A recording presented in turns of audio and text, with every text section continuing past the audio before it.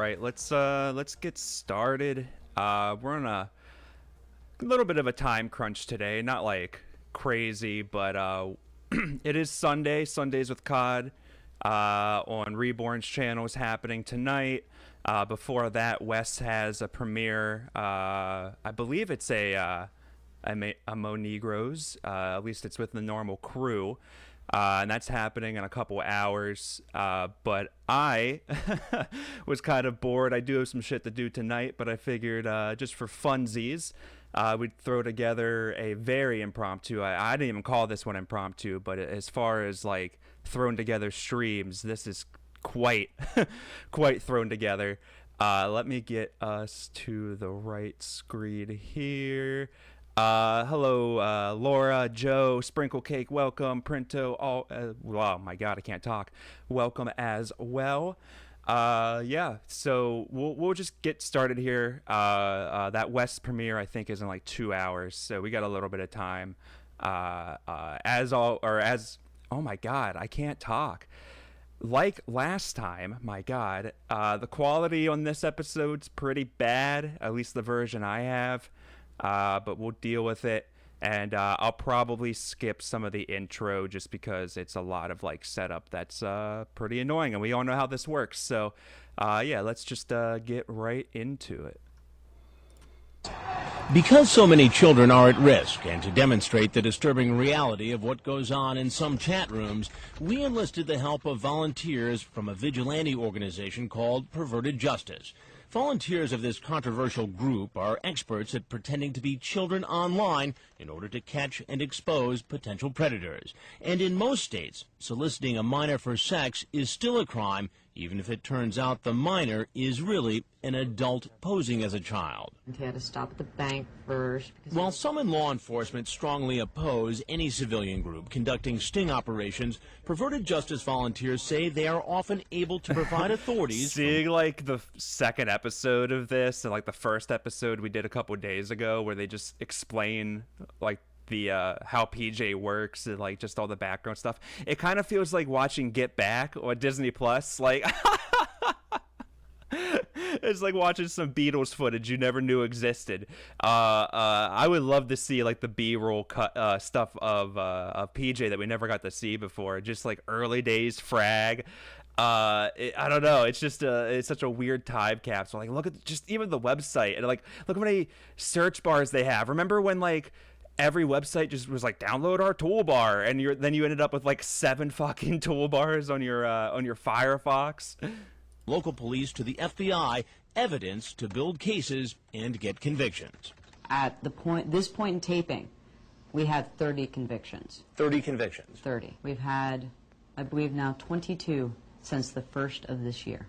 So we're averaging well over 2 a month. So how do Perverted Justice operatives find potential sexual predators? I wonder what that jumped to, because like that sounds like rookie numbers now.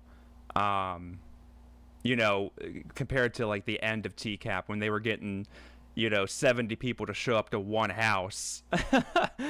So like just how much this jumped, which kind of goes against the point that they were always trying to make, where like you're not really preventing it, are you? You're if your numbers are tripling each month, you're not really preventing a lot of this. But that's I wonder what that number, like at its peak, I wonder what that number got up to. First, they go into chat rooms, usually through AOL or Yahoo, and set up a profile of a 12, 13, or 14-year-old.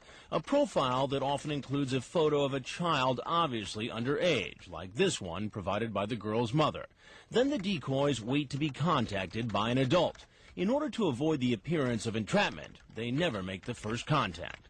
But once a chat begins, the undercover operatives make it known they're open to the possibility of sex. A few decoys even seem eager. How quickly do these conversations turn sexual? Sometimes very quickly. As soon as the conversation is, hi, my name is, I'm 14 years old or 13 years old, and the gentleman will then say, look at this, and send you a picture or say something else. And that would be the crime right there. While just setting up a liaison online for sex with a minor is illegal, a face-to-face meeting obviously poses a much greater danger. We wanted to know if most predators were all talk. or if they would really attempt to meet a child in person. Thank you for coming all this way. That, like, We're oh set man. They're going to show it again anyway, Danger. We wanted to know if most predators were all talk, or if they would really attempt. This is so iconic. Like, it's crazy. I know this is the second investigation. Everybody thinks of, like, the Riverside setup, but, like, for some reason to me, this is, like, the iconic setup, like the kitchen. I don't know what it is. It's maybe it's the teal. And, like, just, I don't know. Like, if you made, like, a TCAP video game or something, and you were like trying to pick like 3 or 4 maps to make for the game, I feel like you would have to make this one, right? Like, this one just stands out to me so much. Attempt to meet a child in person. Thank you for coming all this way. We're set up in this upscale home in a suburb of Washington, D.C. We're ready and waiting for the knock on the door.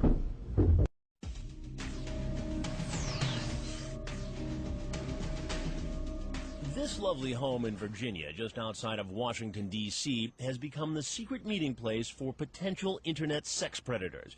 It's rigged with 9 hidden cameras, 3 with views outside. Printo, yeah. Yeah, I was about to say the Murphy house looked ridiculous. And Bowling Green was a weird setup too. Why would, like, whose home is set up with 2 like lazy boys just facing each other in the middle of the room? Like, who who the fuck sits like that? Kit Kat, welcome. Actually, did I say hi to everybody? I can't even remember anymore. If I haven't, hello everybody. We're just watching episode 2 of some TCAP before Wes's premiere in a couple hours.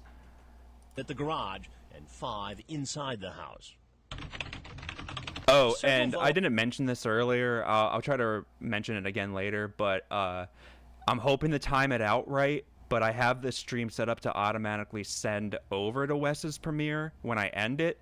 So if I time it out right, just stay in chat if you want to go check that out, and you'll just get sent automatically over. But yeah, okay. I'll stop rambling for like a minute. Welcome, Rachel.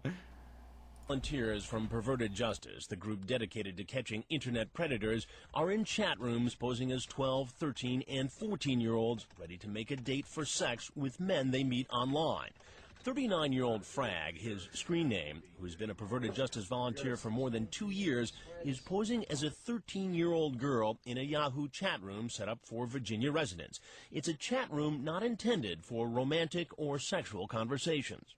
There's a girl named Kim. As Dateline cameras roll, the undercover operatives enter chat rooms. They're quickly inundated with adults wanting to talk. Here's a 46-year-old who calls himself the Sphinx 59. He thinks he's talking to a 12-year-old girl named Sarah. It takes him only 4 minutes of chatting online to ask her, "Are you a virgin?" She says she is, and then he asks if she's ever performed oral sex. In this chat, as in many other men's chats, things get much more graphic and disgusting. As soon as those boundaries are crossed, in a lot of ways, the chat tends to get a lot more explicit very quickly.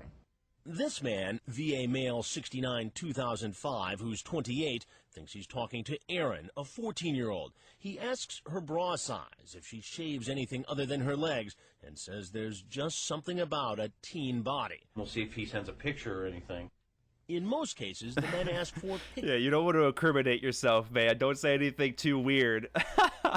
Addie, welcome. Watching the Paralympics. Oh, okay, yeah, enjoy. I mean, if you don't have to be here, we're not doing anything groundbreaking here.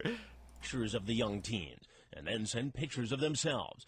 Sometimes, after the chat turns sexual, the man turns on his webcam and exposes himself. Several men go as far as sending pornographic pictures, hoping to teach the inexperienced child about different sex acts. I'm just trying to kind of get all the pictures of semi-uniform.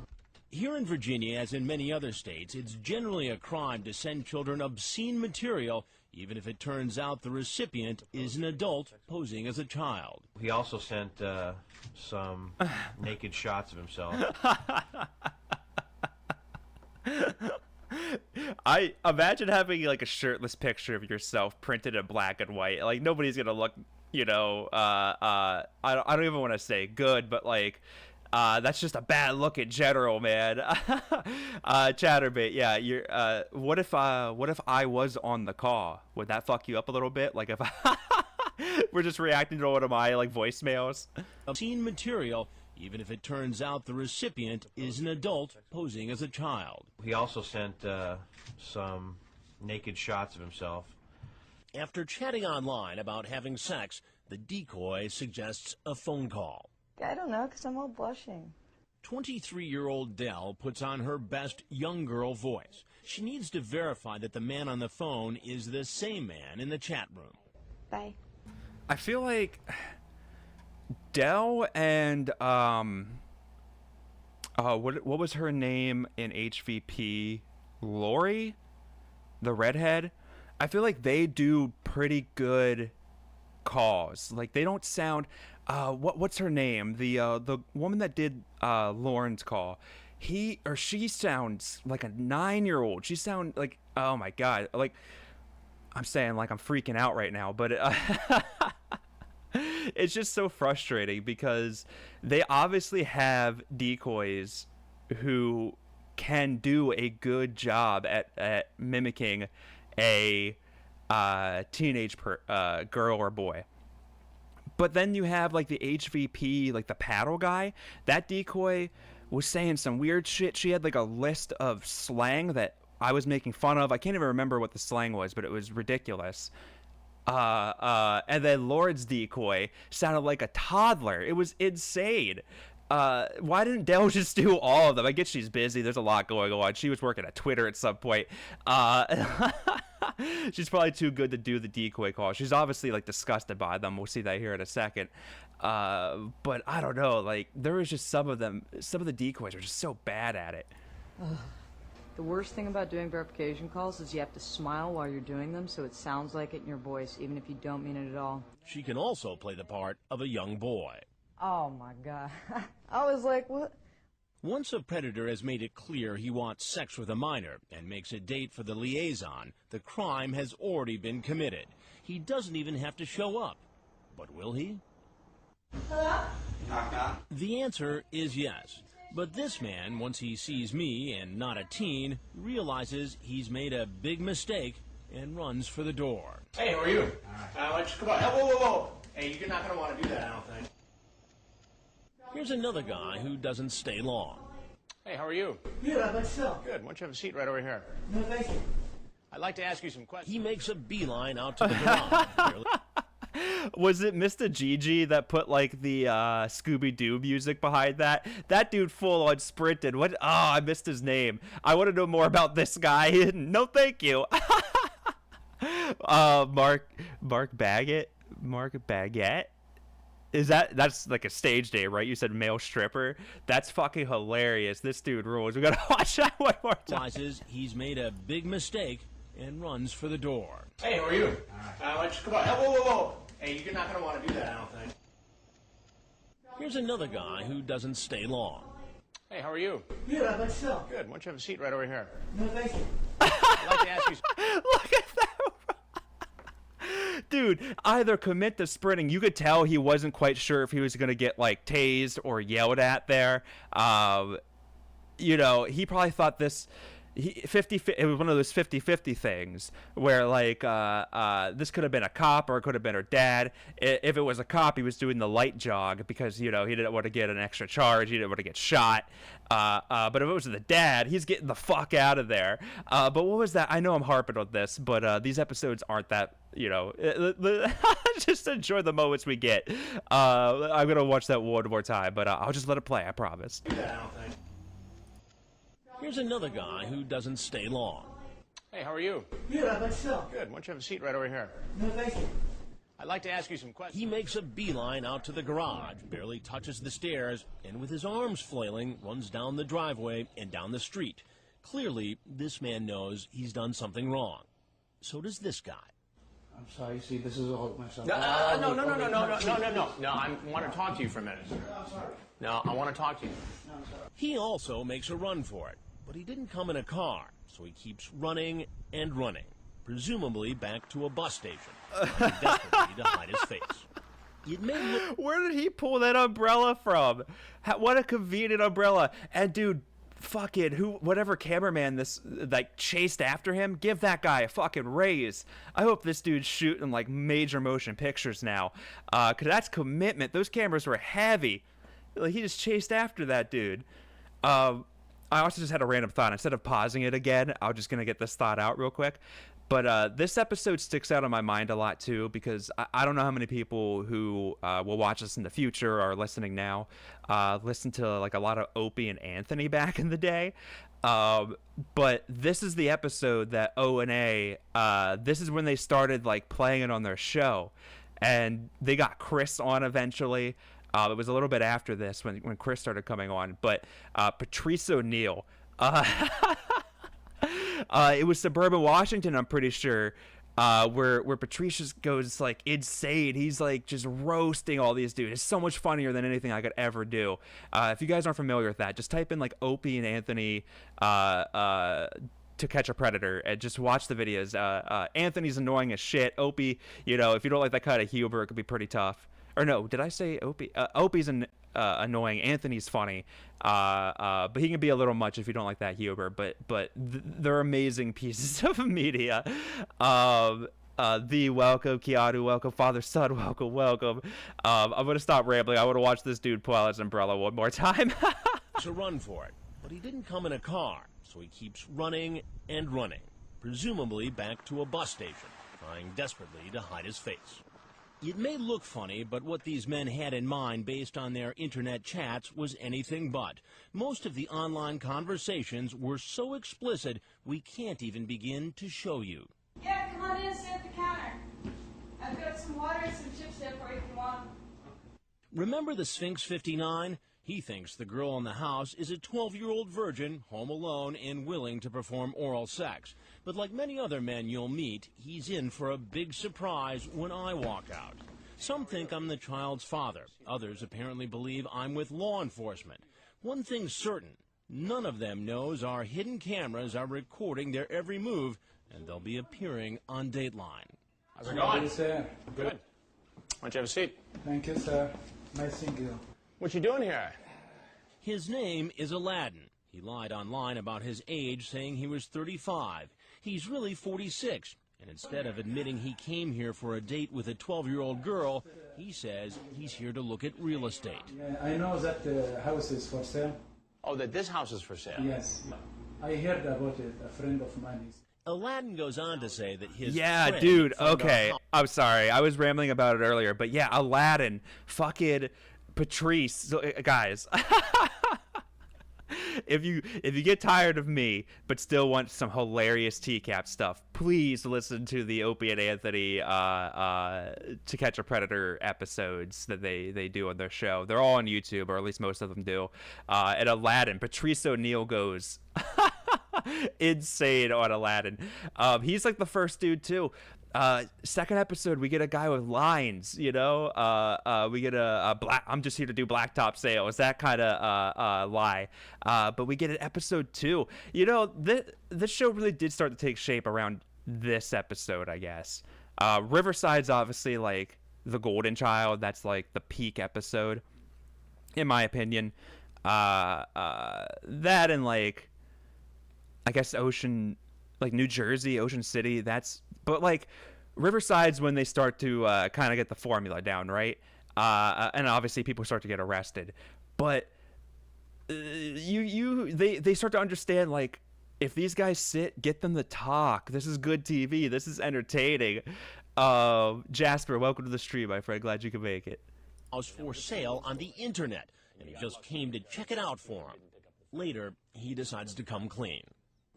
Why did you really come here? To see what's her name, Sarah. Sarah. Yes. And you were talking with Sarah online. Yes. So all that other stuff in the house and all that was all a big fat lie. Yes. Okay. Do you know how old Sarah is? No. He tries to convince me that the girl, Sarah, is 18, even though his own words tell a different story. You say you're 35, male, and you say where you're from. She says she's 12. You say, oh, you're real young. You like older men? Depends, I guess. You ask her about her former boyfriends. Did she ever give them oral sex? She says yes. She tells you here that she's 12 years old. What is that number right there? What does that say? 12. Yeah. So that 18 thing was a lie as well. I guess. Then Aladdin apparently begins to feel faint What are you doing? and lies down on the kitchen floor. Are you okay? Yes, yes. Do you want your water? He might get his own. I might have to do a video. Him and David K. And I guess crazy for the Nats, Steven Benoff. There's a few people in this episode that might actually get their own videos on my channel at some point. But Chris handled this pretty well. Assuming that, like, you know, not a ton was cut out of the first episode. This is still, like, what, the 10th Predator, maybe, that Chris has ever had to come face to face with, face to face, voice to voice, with. And, this dude's laying down. He's doing some weird shit. Is this the same guy? I guess I should just let it play instead of just saying. But I think this is the guy that's like, you can call my friend too. Like Chris, like, makes a phone call on his cell phone, something crazy like that. Chris really, like, he gets it, man. He understands the story's all that matters. This guy could die right now. Who gives a fuck? This Chris gets it, man. Emmanuel, welcome. I'm glad you could make it. I appreciate that, my friend. Thank you. Background research reveals that Aladdin is a waiter at a Holiday Inn. He says he's an immigrant from Egypt who became a U.S. citizen 2 years ago. Why is it appropriate to come to a home where a 12-year-old girl... He said we can meet, you can come over to my place, you can spend time together. But does that make it right for you to do it? No, I feel guilty or I feel bad about it. You'll hear more from Aladdin a little bit later. First, there are more men headed to our house. Meet VA Male 69 2005. He's the one who said there's just something about a teen body. He's 28 and thinks he's talking to a 14-year-old. He's actually chatting with this 23-year-old from Perverted Justice. He was by far the worst guy I've ever talked to. Dozens and dozens of cases Yes. you've worked on. What separated him from the run-of-the-mill? Did you hear? Bestiality, one word. Oh, yeah, He okay. chatted on Did you hear, like, Chris didn't even finish asking the question. She's like, yes. And yeah, dude, but, like, again, as this series goes on, I've read a lot of the chat logs. I've read some of them on stream. Like, a lot of them say some weird shit. This is just the start, lady. I don't know how long you've did this for, but yeah, this is just the start. But yeah, watch. Like, Chris doesn't even finish asking the question. She's like, yes. Unless that's like a hard cut. I guess that could be like a cut. But it seems like she didn't even let him finish answering. He's 28 and thinks he's talking to a 14-year-old. He's actually chatting with this 23-year-old from Perverted Justice. He was by far the worst guy I've ever talked to. Dozens and dozens of cases Yes. you've worked on. What separated him from the run-of-the-mill computer predator? Bestiality, one word. He chatted online for more than a week with our decoy and slowly introduced more and more depraved sexual requests. He even says he wants to involve a dog. As soon as the guy said, hey, maybe I'd want to do this, and he wasn't immediately slapped down, it's testing the waters. Was this all talk, or would this man actually walk into our kitchen? That's him coming in the door. How you doing? How you doing? Why don't you have a seat right around that stool, please? What's happening? Not much. What are you here for? Just come and talk to him. Coming to talk to who? That's it. Why are you so nervous? I just get nervous. And you know what? I feel like millennials, Gen Z, like that's an appropriate. Why are you so nervous? I just get nervous. You know what? I accept that.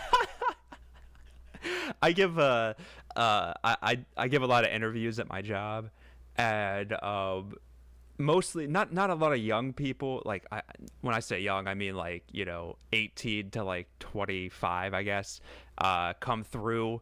To interview where I work, but if one of them did, and they were like being really weird, I would never even say that as an interview. I'd be like, you seem really nervous. I would never say that. But if I did, and they just said, I just get nervous, I would be like, yeah, you know what, valid. I accept that.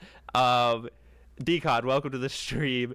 Yeah, but I don't know. That's a weird response, man. I think you know why you're nervous. I think you know you're a little bit of trouble here. How old is Erin? She didn't tell me. Try again. I saw 14. So you thought it was okay to come here to see a 14-year-old girl? No, I didn't. And you say, would you ever try anal? Ouch, that's like it could hurt. Not if done right. You have to be very gentle with that. Quite a Romeo. I'm a lonely guy. What can I say? He's more than just a lonely guy. We did a background check on VA mail, and it turns out his real name is Joe Wunderler, an Army sergeant stationed at Fort Belvoir at the Intelligence and Security Command. I've never done anything. I'm trying to get help with it. What are you doing to get help? Seeing a psychiatrist right now. Well, it doesn't look like it's working too well based upon all this. I just started talking to him. I mean, this gets pretty freaky here. You talk about sex acts with a dog. It's one of the reasons why I'm trying to get help, because I've gotten into fetishes that I know aren't right. I guess you're going to tell me next that this is the very first time you've done something like this. Actually, it is. I'm serious.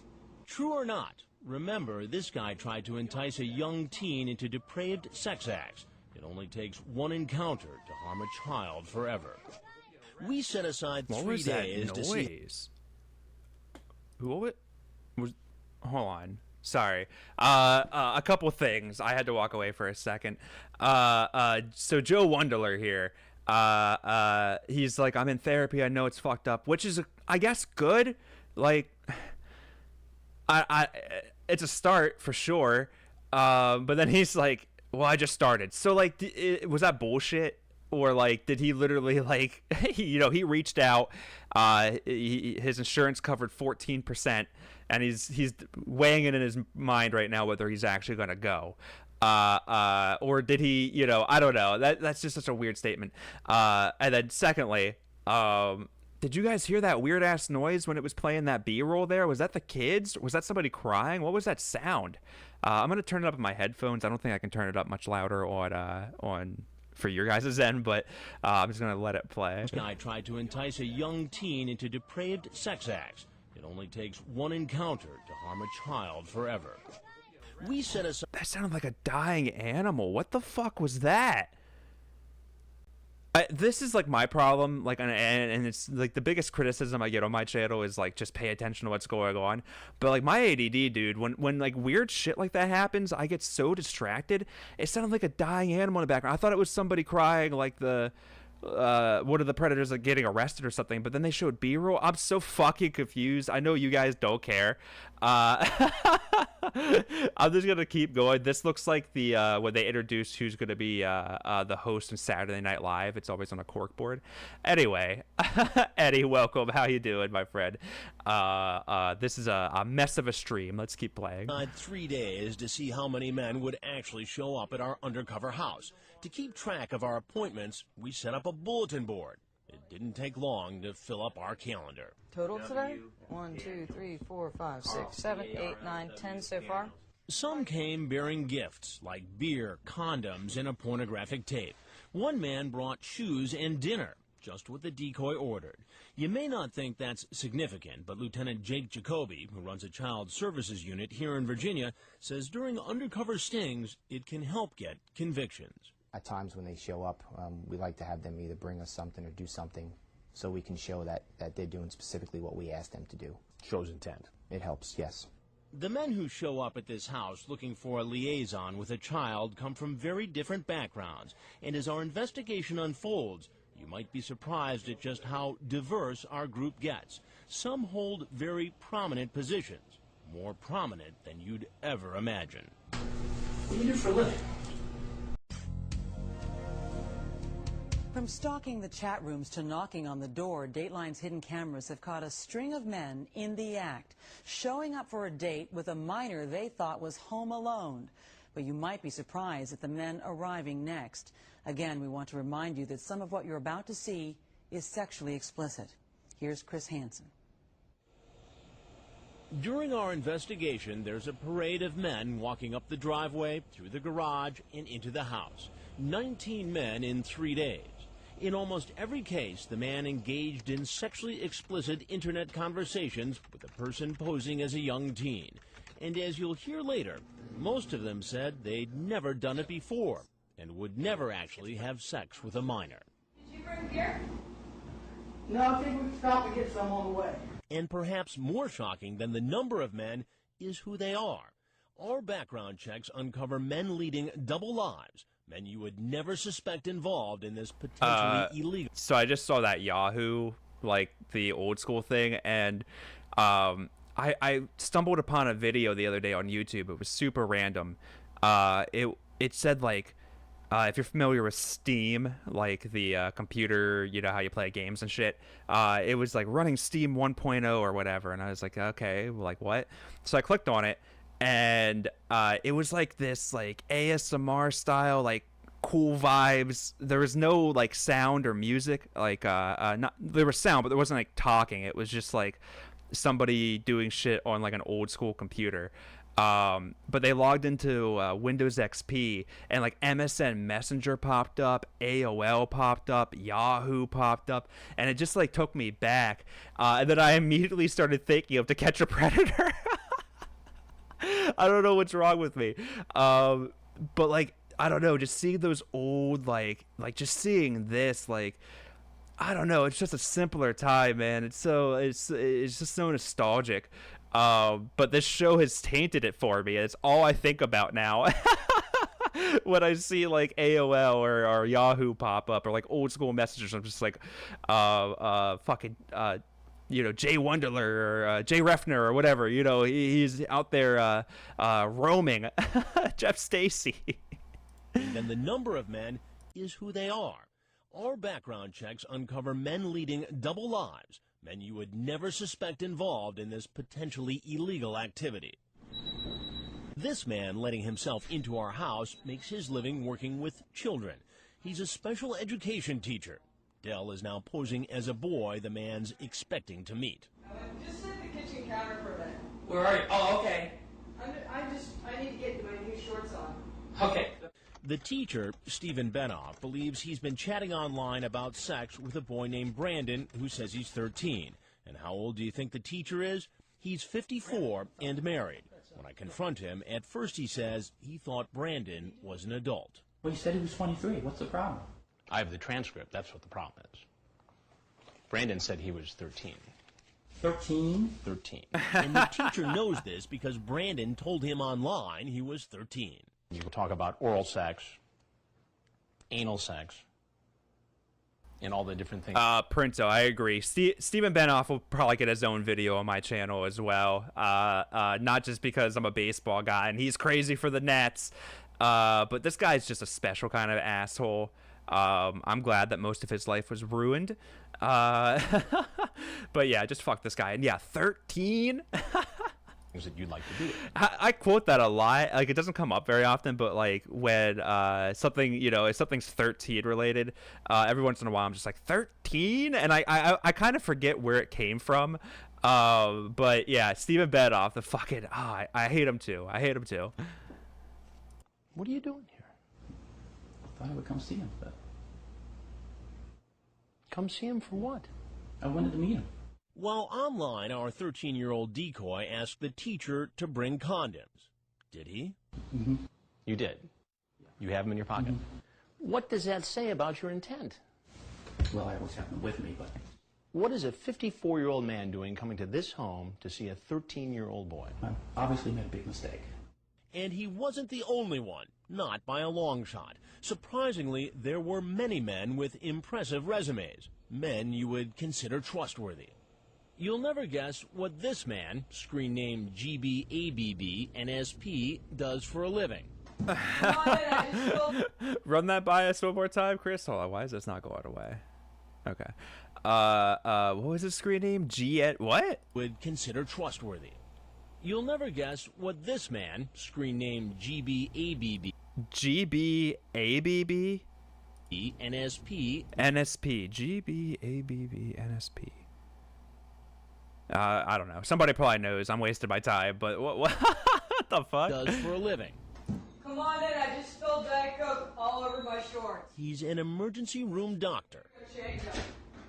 Dr. Jeffrey Beck, a 50-year-old, is here to meet a boy he thinks is 14. I'll be right back down there. All right. Watch how he tries to follow our decoy upstairs. When I confront the doctor, he says he had no intention of having sex with the boy. He only came here because he felt badly for the teen who was left home alone. He was so anxious to have some company when he was left by himself for 4 days. This guy looks wet to the touch. like he just looks oily. I fuck this guy too. And yeah, I wasn't gonna do anything. I was just following him directly up to his room, very quickly and like just creepily. And why they have a no question as to why they have a baby gate. Here because he felt badly for the teen who was left home alone. He was so anxious to have some company when he was left by himself for 4 days, but under the circumstances it sounded neglectful. So you're the Good Samaritan. That's correct. During his online chat, the doctor was not as sexually explicit as many of the others who showed up. In fact, after we read to you part of the chat, you'll see he seemed to choose his words carefully. I'd like very much to be your friend. I don't think I even want to have sex with you until you're old enough for both of us not to get in trouble over it. Lots more to friendship than sex, for sure. I would not tell. I'd done it before. Once we know each other well, whatever happens, happens, but I won't meet you for sex. But he does suggest getting physical. After talking about covering the teen with hugs and kisses, the 50-year-old says to the decoy who he thinks is 14, "I want to cuddle you and make you feel safe and loved and cared about." Experts in this field say that kind of a discussion is consistent with somebody who's grooming a young boy for sex. You see what I'm getting at? Mm-hmm. What's really going on here? What's really going on was I came over to take him out for lunch. You ask, have you ever been spanked? He says, by my dad, but not for sex. Mm-hmm. You say, could it be fun for sex? He says, I can try. You say, want to spank a dad? I thought he now was. You see how that looks. I thought he was chewing gum, but he's just like destroying like graham crackers. What's on the table? What is he just like destroying? And this dude's a doctor. Like, say what you will. He makes good money. He works a prestigious job. He can get a girl, like whether he looks like Andre Agassi or not. He kind of looks like Jordan a little bit. You know, whether he looks like Slender Man or not, he can probably get a girl. So I feel like he was looking for an underage girl. Like that was something he wanted specifically. I fucking hate this guy. He looks like Andrew Tate. He looks. He probably, dude, this guy probably loves Andrew Tate. Just look at him. His Slender Man jacket in the background. I know that's probably Chris's, but still. Yeah, looks pretty bad. The doctor maintains he would never do anything illegal, but acknowledges a meeting like this could appear inappropriate. Now, if you had a teenage son who was home alone, would you be comfortable with a 50-some-year-old man coming into the house for a visit? I suppose it would depend on the 50-year-old man, but in general, no, I wouldn't. What about this guy? A man in his position is just about the last person you'd expect to be showing up at our house. It's 4 o'clock in the morning in an AOL chat room. This 54-year-old man, screen-named Red BD, messages a 13-year-old boy named Conrad, saying, "I'm prowling for young men." What he goes on to say, and the pictures he sends are so graphic, we had to carefully edit them before putting them on television. And as you'll hear when we read from his chat log...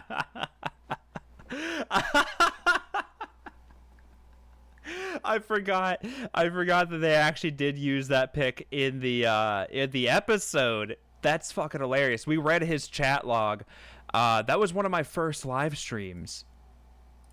Wasn't my? I don't think it was my first, but it was one of my first live streams. We read his chat log, but we didn't take too many looks at his pictures because of that.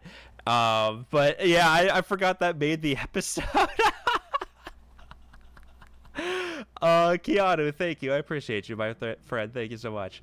I'm about to get an Amazon package delivered to break the fourth wall here real quick, so I'm probably going to walk away for a minute, but we'll let the episode play. To say, and the pictures he sends are so graphic, we had to carefully edit them before putting them on television. And as you'll hear when we read from his chat log, it's clear Red BD knows what he's doing is wrong. You're only 13? Yeah. That's rape. Dude, I tell you that before. Yes, I remember. Oh, okay. Just you're so young. I've never been with a young man like you, but I would like to. While the two are chatting online, we conduct a background check and are absolutely shocked by what this man does for a living.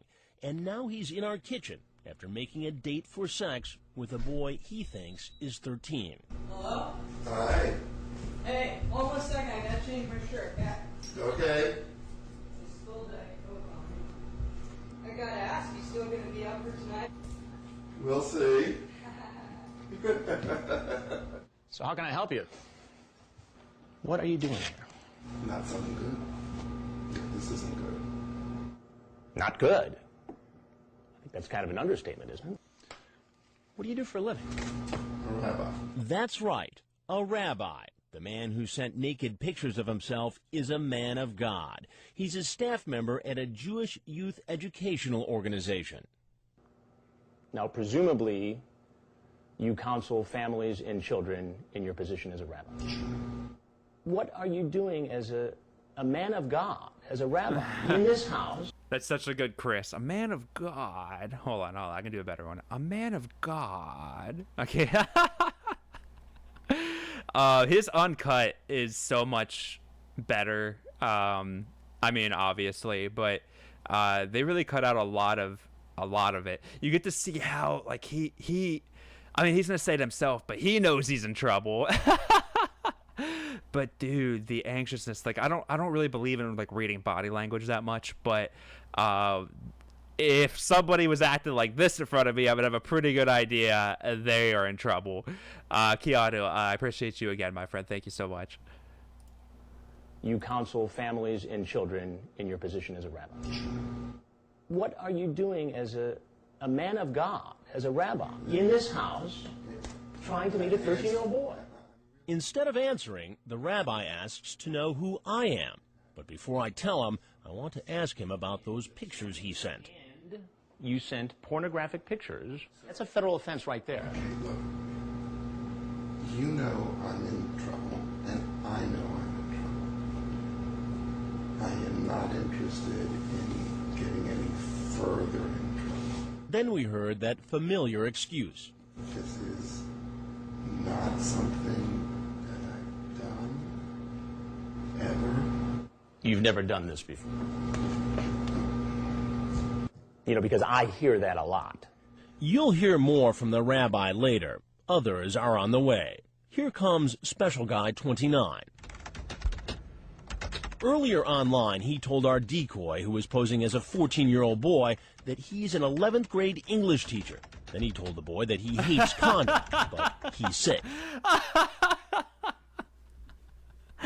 The 11th grade English teacher thing's very funny. The picture's very funny. Special Guy. I mean, again, John Kennelly probably deserving of his own video at some point. I kind of forgot how many heavy hitters are in the second episode of this. He'll probably get his own. But yeah, the is he a school bus driver? Is he a teacher? Actually, he's unemployed. Our decoy asks Special Guy 29 to bring beer and then throws in a request, a technique often used by law enforcement to illustrate intent. He types, "Side garage is open. Strip to your underwear and come in. I be in mine." The man says, "I don't wear underwear." So the decoy says, "Then come in naked." We never thought he'd really do it, but we were wrong.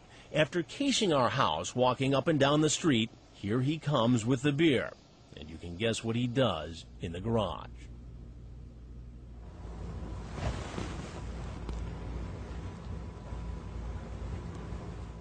Could you explain yourself? I'm sorry. Why don't you go ahead and cover up? Certainly. I'm sorry. The man's name is John Kennelly. He tells me he's 29 and a bus driver. Then he changes it to a teacher. What kind of conduct is this for a high school teacher? None, sir. I've never done this before. So you just... Do we know what Kennelly's up to these days? Because this guy, like, he's got to be, like, I'm not even, like, this could come off. Again, he's a predator. Fuck him. I don't mean this as an insult to, like, people who are in a bad situation, but, like, this dude's definitely homeless now, right? Like, how can he function? I'm sorry, sir. Oh my god, like, how did he make it this far in life? Just woke up this morning and said, I'm going to get involved in an internet conversation with a 14-year-old boy.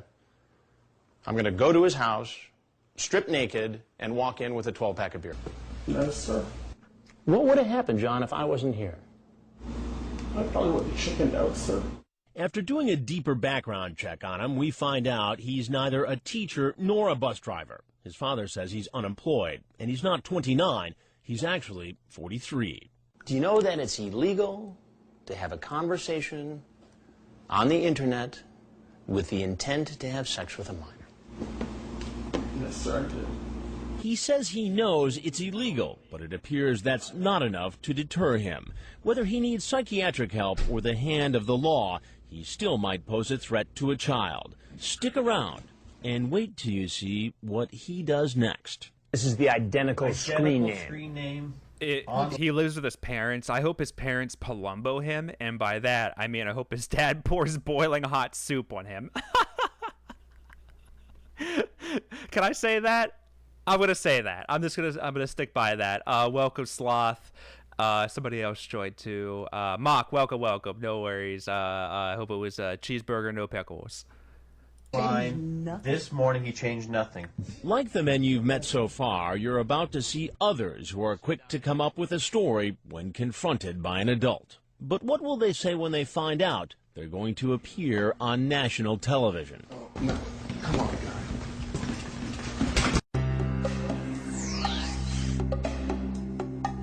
Men from all over Virginia, Maryland, and Washington, D.C. arrived at this house after chatting about sex, thinking they were meeting a 12, 13, or 14-year-old who was home alone. 19 men in 3 days, from the down and out to pillars of the community. I teach school. What classes do you teach? Special education. As the men approached our undercover house, hidden cameras rolled and kept rolling as I startled them and started asking questions. Just about every one of them gave me the same story. So this is the first time? Mm-hmm. Dude, I never really looked at it, but Banoff has a as I startled strange them body. And started asking questions. Just about every one of them. What the hell?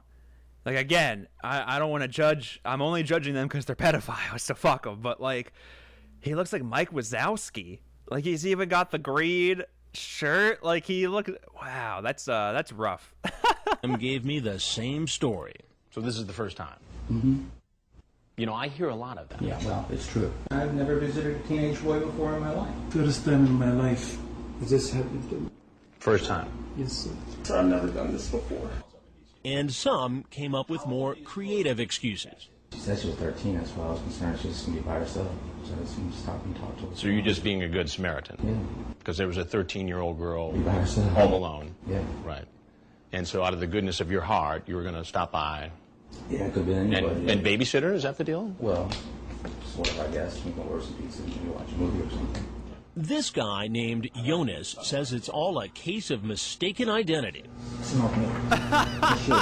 So let me get this straight. Dude, this guy looks so small. Look, what is it? The angle? I get he's sitting down. This guy looks like he's 5'4". Like, he looks miniature. I assure you, it is not me. So there's another guy whose name is Jonas, right? I'm sorry. This might have to make its own video at some point too. Fuck. Should I not have? I probably should have streamed this. I didn't realize how good this episode was. That's so funny, dude. Jonas. There's another guy named Jonas. This. We're gonna watch that one more time. I'm sorry. Guy named Jonas says it's all a case of mistaken identity. Smoke me. I assure you. So let me get this straight. So there's another guy whose name is Jonas, right? Who happens to look like you and have the same cell phone number as you, and he has the dirty conversation about sex with a 12-year-old girl, but you didn't. But you end up showing up here anyway. I don't know about that person. Just about every man who walked into our house said he really wasn't planning on. Who was that dork? Hold on. But you didn't. But you end up showing up here anyway. He kind of looks like P. Diddy a little bit. I don't know about that person. Look at this fucking dork. Who is this? I'm not super familiar with the Virginia, the Suburban Washington, whatever you want to call this episode. Like the Predators, we don't really see talk to Chris. Look at this fucking dork, dude. This looks like Geek Squad. Like he looks like a high school teacher. He looks like a boring ass like Earth Science 9th grade freshman year, grade 9 for my out of the United States listeners, my listeners abroad. Who is this? Printo. Harold Higley. He was arrested at another child 7 years later. What a fucking loser. Thank you, Printo. I'm glad you're here. I'm going to have to look more into this fucking guy. He's on top of my list now for just unsung. Who the fuck is this guy? Predators. Flaps and Clits, welcome. And Boom, welcome. I don't think I said hi to you either. Welcome. And Connor B. Just about every man who walked into our house said he really wasn't planning on having sex with a minor, but we'll never know what would have happened had we not been there. Still, none of what we heard surprises Lieutenant Jacoby of the Fairfax County Police Department here in Virginia. He says he's heard it all before. I've never done this before. We've heard that one. That's usually probably not true. I'm here to protect them. That's probably one of the biggest ones that we get also. I didn't think I was actually talking to a minor. Again, that's something that we've heard quite often from people. How often do you suppose we're being lied to when we hear those excuses? Usually about 100% of the time. So why would a man with so much to lose risk everything to meet a child for sex? Dr. David Marcus, a clinical psychologist who treats men with sexual compulsions, says it's a powerful addiction. They don't know what's driving them. All they know is they're being driven and they can't stop. And to risk themselves so greatly clearly shows how powerful a ride that is. Listen, I have had a problem with an internet addiction talking to females. Most guys don't go on the internet and say, you know, I'm going to decide to ruin my life today. Most guys go on and say, I need something to make myself feel better. And they're not conscious of what they're doing. And Dr. Marcus says there are different reasons men choose to meet children for sex. Some, and this may be a minority, have a primary attraction to that age group. Others are more looking for a situation where they could feel powerful, where they can, again, explore parts of themselves, try to do things in a situation where there is a power differential. Whatever power they thought they had, it's lost as soon as they see me. And now they're about to learn I'm not a parent or the police. First, the rabbi. Could you please tell me who you are? I'm more than happy to tell you who I am. I am Chris Hansen with Dateline NBC, and we're doing a story on computer predators. No, come on, guy. You don't want to touch anybody. You don't want it. You've got to stop this. Sit down. Sit down. You don't have any rights. You're free to leave anytime. Now they knew this was all being taped for the record and for broadcast on Dateline. It's still insane to me that's really the closest anybody's really got to like attacking Chris. That was the second episode, and he had like the map quest. What is in his pocket there? He's got like a folded up piece of paper or something. He's got like the map quest. We'll watch his when I do his episode or his segment, I guess, as a video on my channel. We'll probably watch the uncut one.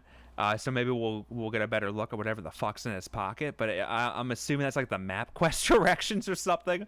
That's the only time Ronnie Knight, and we love Ronnie Knight, don't get me wrong. But that's the only time he's really had to do anything other than directing predators out the back door because another predator showed up. Sit down. You don't have any rights. You're free to leave anytime. Polynomial, welcome. Now they knew this was all being taped for the record and for broadcast on Dateline. The doctor. But if there's anything else you want to say. Nothing. The teacher. And if there's anything else you'd like to say, we'd like to hear it. And the man who stood naked in our kitchen. Thank you. I don't have anything else to say. So what happens now? As they always do with law enforcement, Frag and Dell, the volunteers from Perverted Justice, have turned over all of their online evidence, from the pornographic photos to the online chats, to Lieutenant Jacoby and his child sex crimes unit at the Fairfax County Police Department. We are actively looking at some of these cases. Lieutenant Jacoby says it'll be a while before we know if criminal charges will be pursued. His department did notify school officials about the teacher, and Benoff was fired. Since some of the men were in the Army and Navy, Dell contacted the military, and Dateline was told that those men are under investigation. Perverted Justice intends to put the men's pictures and entire chat logs, including their phone numbers, on pervertedjustice.com. We let the citizens, we have over 20,000 members now in our forums, do their work, which whatever they want to do, a lot of them will contact whoever's associated with that person. Usually that means the man's employer, relatives, and neighbors. Members will direct them to the chat logs and other evidence on Perverted Justice's website, hoping to keep men like these from harming children. You might think being caught on tape would be enough to deter these men from ever entering a chat room again. Maybe not. Wait till you see what Special Guy 29 is up to next. How can we be certain that this guy in this chat room is the same guy who walked into this house last night naked? Coming up, how big a threat internet predators really are. And later, how you can keep your kids safe. Do you ever think to yourself, I can't believe how many of these people are out there? It's overwhelming at times.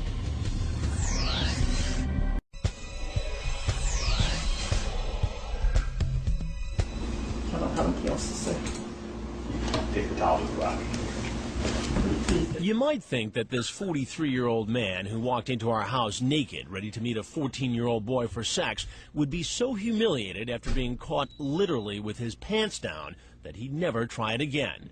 Yet we find him right back online, in a chat room, the very next day.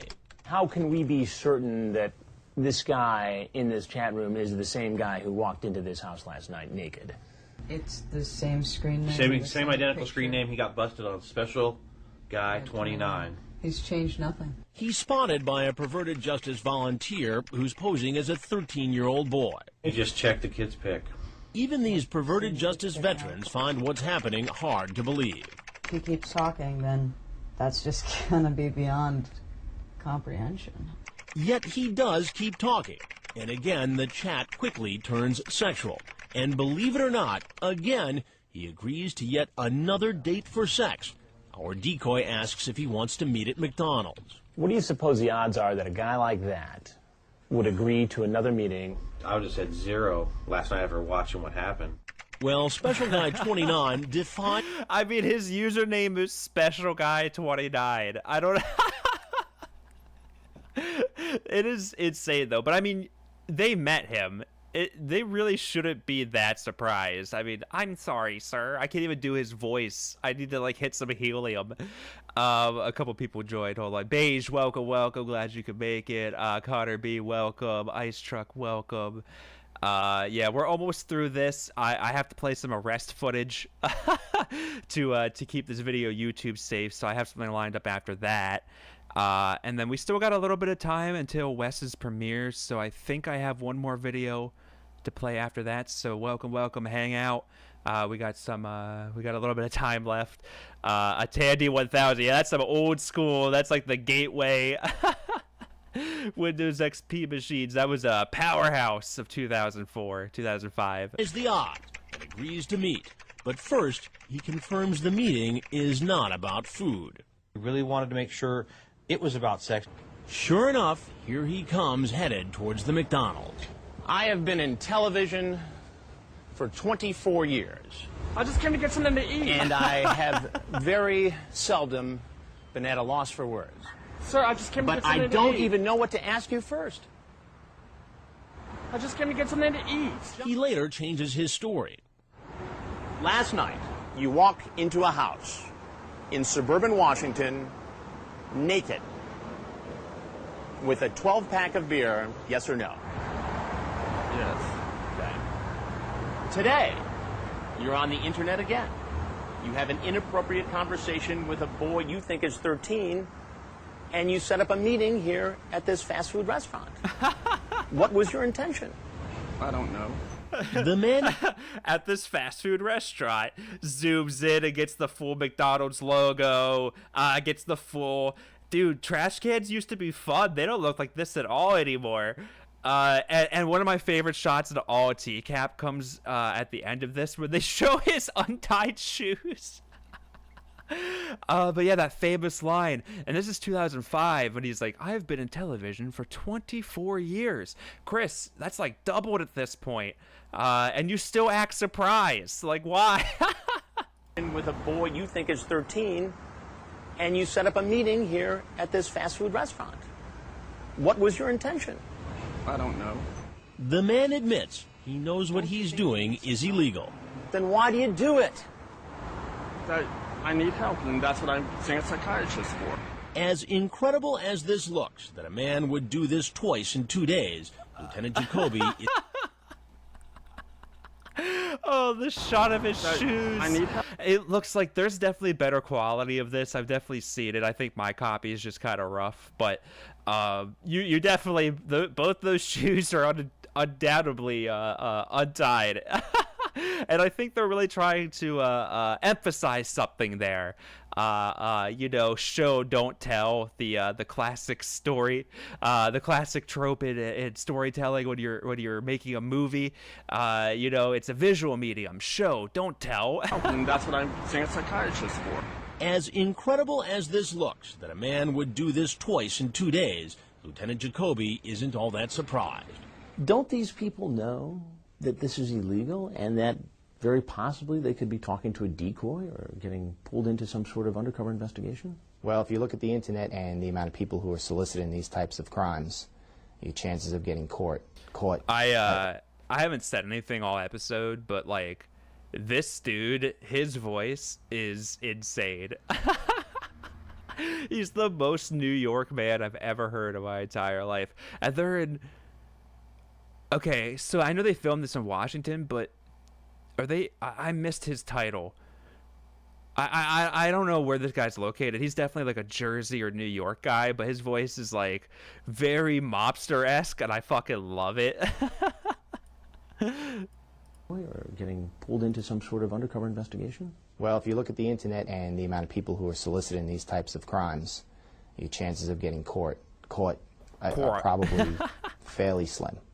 Maybe that's why so many of the men who visited our house walked in so confidently, almost like they own the place. Remember Rabbi David Kay?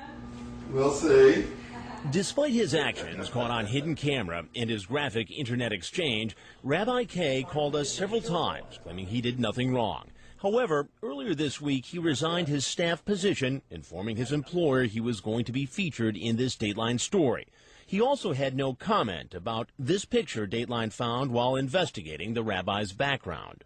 It shows Kay in a group photo, including 2 other rabbis caught and convicted of soliciting a child for sex on the internet. Do you ever think to yourself, I can't believe how many of these people are out there? It's overwhelming at times.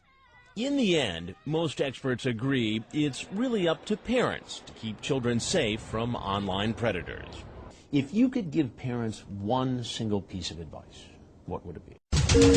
Every day, online predators make their way into homes uninvited. Jesus, that was super loud. We got an ad in the middle of this? Is this an ad for like one of the videos that... Hold on. I'm going to mute this because that was super fucking loud. 3 Wishes. Wait, Chris... Okay, I'm so confused. 3 Wishes seems like it was a different show. Yeah, help delete cyber... What the fuck? Wait, why was that in the middle of this? I can take you anytime. Help delete online predators. Cybertipline.com. Is this still a thing? What the fuck are we watching right now? I think, honestly, that's like probably most of it. I think it's just going to be them talking. I don't really care about what this lady has to say or that lady. Not because they're women, but whoa, what was that? Wait a minute. What are we looking at? Excuse me? Keep from tech-challenged parents, not as savvy as Margaret. A world where the kids next door can play any role they want, but may not realize everyone with internet access, including sexual predators, can see the pictures and personal... Who is this? This isn't Chris? What is happening? Okay. Chris is talking. Sub guy. Alright, we're at the end. I don't give a shit anymore. Oh, I just bumped my mic. My bad. Let me get some arrest footage up real quick. Just to be safe. This is totally arrest footage of one of the predators from this episode. I guarantee it.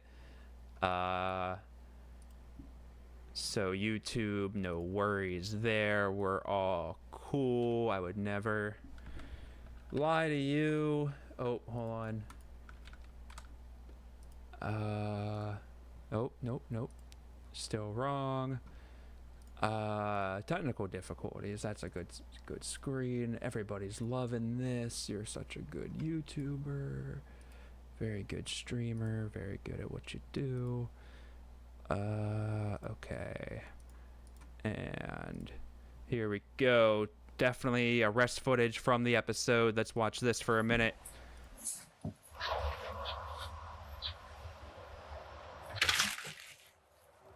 Sheriff's office down! Get down! On the ground! Put your hands behind your back.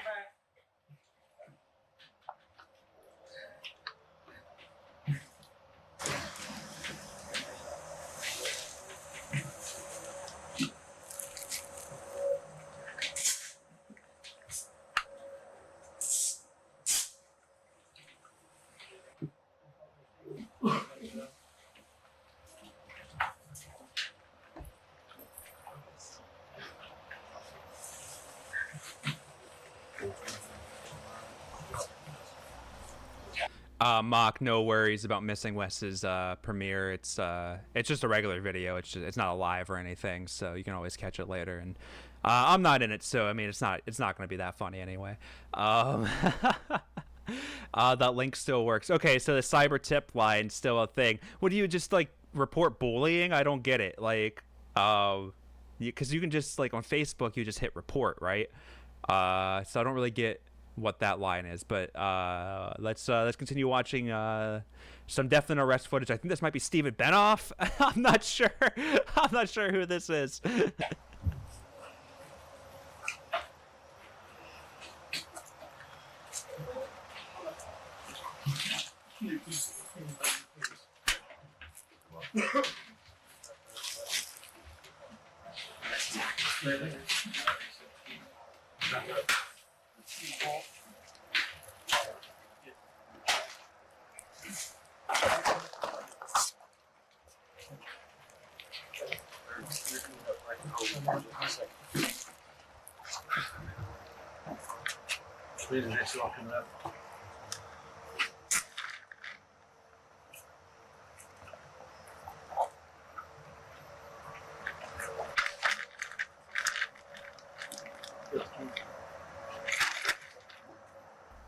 Yeah, ice truck. I'm seeing it. That might be Aladdin. That could be Aladdin. He was feeling a little faint.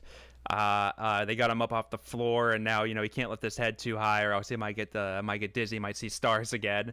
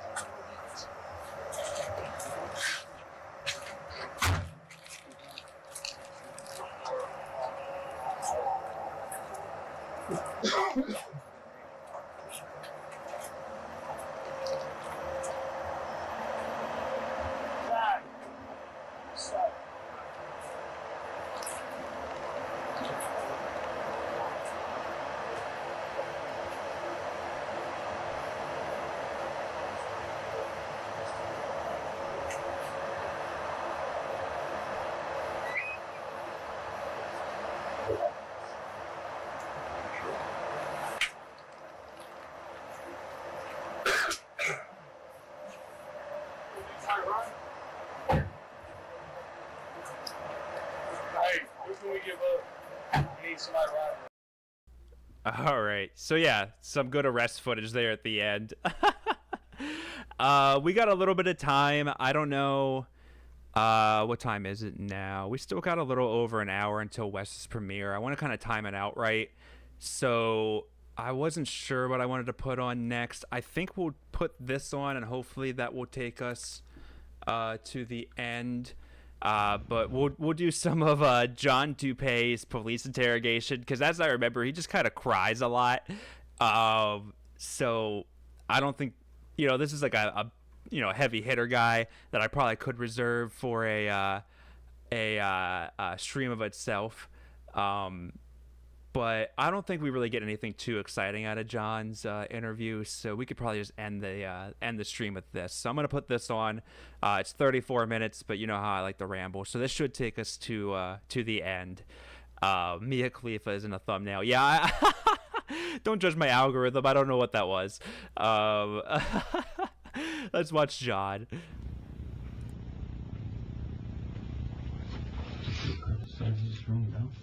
I don't know, we're just... Did you want You want these cups? Okay. You got it?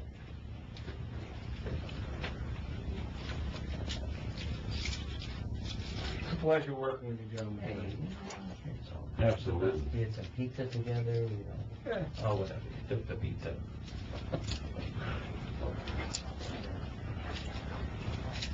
Thank you. $3.50.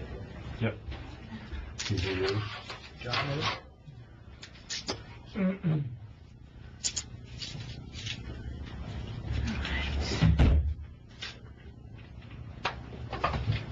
Good, my name is Beth. Okay, this is Fred.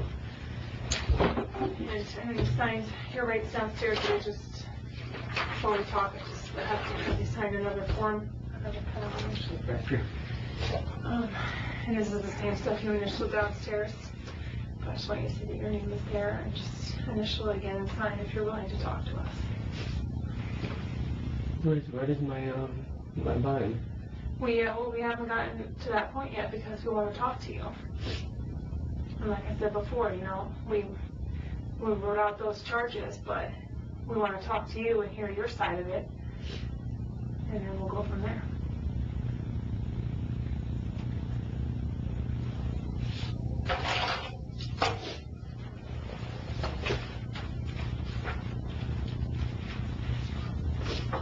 You just need to sign right there. One more. Oh, okay. I'm sorry, Addie. I didn't see your comment.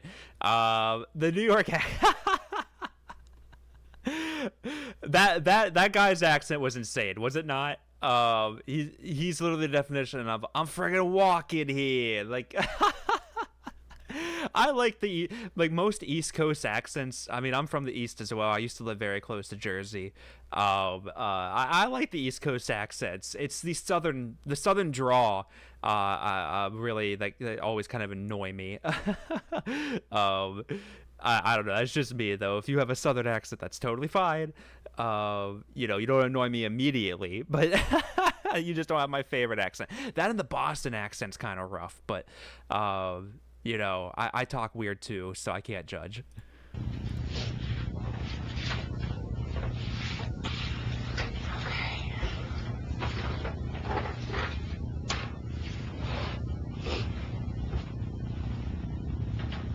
So you're from Norwalk? Mm-hmm. You grew up there? Yes. You have family that's still in Norwalk? Are you single? Mm-hmm. And that was your sister that dropped you off? Mm-hmm. Any other siblings? Your brother? Older or younger? Younger. And I have a little boy. You have a little boy? How old? 10. And do you see him? Mm-hmm. You have full custody? Visits? What's Mm-hmm. Visits. Where is he? Live in Norwalk. And you work for UPS or are you on a I just got laid off until like holiday season come back around. Right. UPS in Norwalk? Mm-hmm. Yeah. Do you work like through the night or during the day? Early morning. So why do you think you're here? Because we got a house. And how did you learn about that house? By talking to a girl. Really good bad boy. Howdy to you. Welcome to the stream. Yeah, I just hear sandy cheeks. Yeah, you're a squirrel. All Southern accents, I just hear sandy cheeks. So, a New Zealand accent. Yeah, I mean, but like I don't know. Those are fun accents. They're fun. You put a little bit of spice on some stuff, and you have fun like slang. I enjoy like the Australia, New Zealand, like that whole hemisphere. His mom's disowned him and his siblings died. Yeah. John's life sucks. There's no. It sucked before this. It got worse after this. He looked better in court. We saw that footage Joey posted not too long ago of him in court, and he looks like he's better now. He definitely got off the meth. He looks a little bit healthier. I know he's been in jail, so that probably helps. And hopefully, he's getting his shit together. I know he was in a homeless shelter for a bit. So yeah, as far as like the HVP predators go, John, he's the saddest story. He's the Lauren of the crew. I guess Vincent, but like Vincent was young. John's in his 40s. He's the the saddest one. He's the JPW of the group, I guess. Remember what the girl's name is? But JPW could actually lie. He had a brain that he wasn't a good liar, but it could fire quickly. He wasn't on the heavy stuff like John Dupee. Bailey? And how were you talking to Bailey? Were you talking on the phone? Both. Like actual voice-to-voice conversations? Mm-hmm. Voice to voice. Get the Lauren reference in there. How did you first meet her? Internet? What part of the internet? An application? Mm-hmm. What was the app? Whisper. And what do people go on Whisper for? Like, what drew you to Whisper? Just to talk, chat, With people you know, or strangers, or I what's met it called? maybe like one person that I know on there. That's it. Yeah. There's people like all over the United States. Oh, okay. Do people use their real names? I mean, I do. Yeah. Do you expect when you meet somebody that's really their name? I mean, I would hope. I mean, I'm telling the truth, What name do you use on Whisper? You use John Dupree? No, I use Johnny Connecticut. Johnny Connecticut? Mm-hmm. Okay. Do you have any other online names you use? No. Okay. What's the name Santoro or Santora? Do you ever use that? No, I mean, I have. Because, I mean, I just got in trouble, so, I don't want people in my business. So. Right. So that is a name you use on social media sometimes? I mean, just once or twice I have. Like, if people want to be asking my last name and stuff. That's what you use? Yeah. Does that mean anything to you? That's special to you? Like, how'd you come up with that? It's just random. Okay. So you're on Whisper, and what were you looking for on Whisper? Just guy, girl? It's just to meet somebody, have a friend. Okay. And so how did you connect with Bailey? Just talking. We were just talking and just hit it off and just kept talking. Yeah. What kind of stuff did you talk about? Sports, her moving from Cali to here, family, brothers, sisters, pets, food we like, everything. Yeah. How long were you talking with her? Like a week and a half. Yeah. And when did the conversation change to actually getting together? A couple of days ago. How did that, like, did she invite you, or did you say you wanted to see her? Both. Can you tell me a little more about how it all came together? She said that, I'm real cool, and I said she's really cool, and maybe we can hang out. And she said, you're a sweet guy. I said, you sound like you're sweet too, Mm-hmm. And then how did you find out about that house? She told me. What'd she say? That she was living there, and with her mom, and I guess her mom, she said, went away or whatever. And then I was going to go to watch the football game with her. What football game? Steelers and the Ravens. Okay. And then it just turned into a fucking nightmare.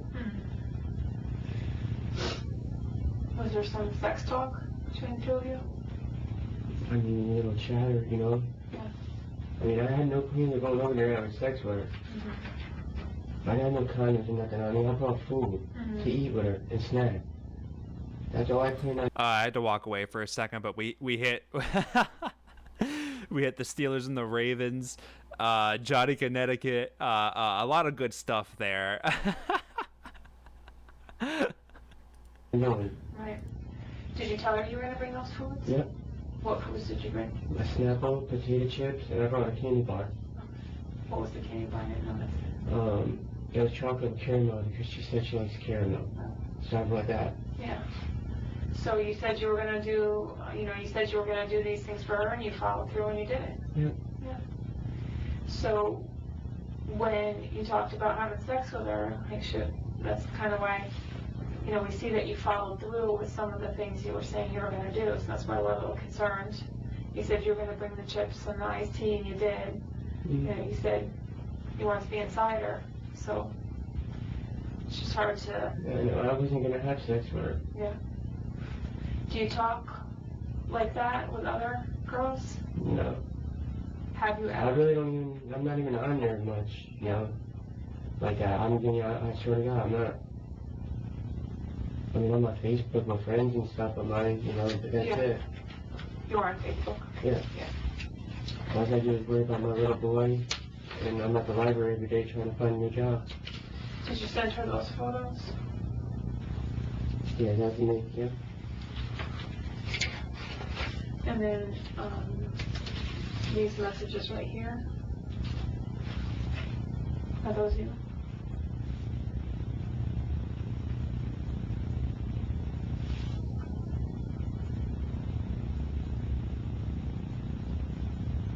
Is that you're just phone to phone? Or is that honest? He's really taking his time to think about it.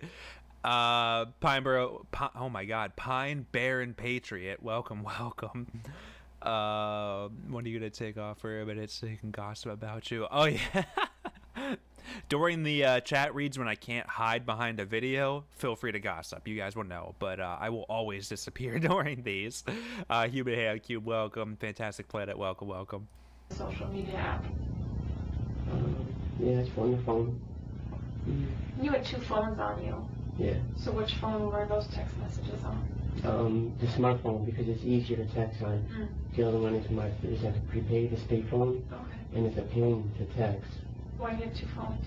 One is my prepaid with minutes. Okay. The other one's not hooked up. I just use it for Wi-Fi and stuff. Because my prepaid, I don't get Wi-Fi. And like apps and stuff, like Facebook, my email, everything. The other one I get all my apps and stuff, so that's why I use that too. So, do you see on here what makes us concerned about your intent? Yes, I do. And this girl told you how old was she? What did she tell you? I'm about to turn 14. She was still 13. Did she send you a picture? And what did she look like? Dark hair. Did she look 13? Like 17. Yeah. 18, yeah. Did you tell her that? Did she look older? I don't know if I said she was older. I said she talks, really. Did she? Yeah. Yeah. Did she have to tell you more than once that she was 13? No, she told me once. And did you believe it? Fantastic Planet. Imagine Dupee being your dad. Oh my God. Like, yeah, that's got to be rough. I don't know. I was thinking about how, like, he said he was going to the library so you could get like Wi-Fi and internet and like look for jobs and shit. So he didn't have a job, he didn't have any money, but he brought like Snapple and Cadbury chocolate. Like, he brought all the expensive shit, John. Like, buy generic, save some money, man. Not at first, no. But then what? I mean, I really still had you know, Dallas. I mean, I don't know. You know, so a lot of people lie on there. You know, so When you showed up tonight, did you believe she was 13? that didn't look like her. No. No, What did you think when you saw the girl? that it wasn't her. And why'd you stay? Well, I didn't really get a chance to talk to her. She went in the room. Yeah. She laid out the gifts that you brought her. Mm-hmm. And you asked for a hug. Well, yeah, just like, you know, I asked for everybody for a hug. Boom. That's a great question. Of all the predators, who would you want to be your dad? Probably Mowo, I guess, because he's dead. And and he made pretty good money. You know, I know that's like selfish or whatever. But if my dad had to be like a piece of shit, at least he would be dead, and I would have some money, probably a good education. I'm sure Mom's okay. You know, she's not nuts like Jeff Stacy's wife, or yeah, Jeff Stacy's wife. So yeah, I guess I would probably go Mowo, but First meet them or whatever. You do? Just, yeah. I mean, if you see somebody, you know. Someone, but you said you didn't. She looked like someone you knew. No. So let's square that away. When you got there, did you think that she was Bailey? I didn't know. Addie, thank you so much. I appreciate you. Thank you. So willing to be open to the fact that might be Bailey. Well, I was trying to look at her, you know, and talk to her more, but I wasn't able to. Because that's when everything turned into a nightmare. Mm-hmm. But before the nightmare was laying out the chips and the iced tea and candy bar. And she was looking at you, and she was excited and happy. And it didn't seem like you were like, you don't look like Bailey. You actually asked for a hug. I mean, I assumed it was her, but I mean, I looked at her, and she did look different, you know. I mean, I was assuming it was her, you know. I just got the phone with her, so. But she did look different a little bit. If she wanted to have sex tonight, would you have? No. Why not? For one, I had really got to even know her, honestly. But, I mean, I did go there to watch, you know, hang out, whatever. But I swear on my little boy, I wasn't going to have sex with her. I really wasn't. Well, then help us understand this. What, the texting? Yeah, I mean, what you were saying to her. Oh, that's the wrong one. That's right, why you're confused.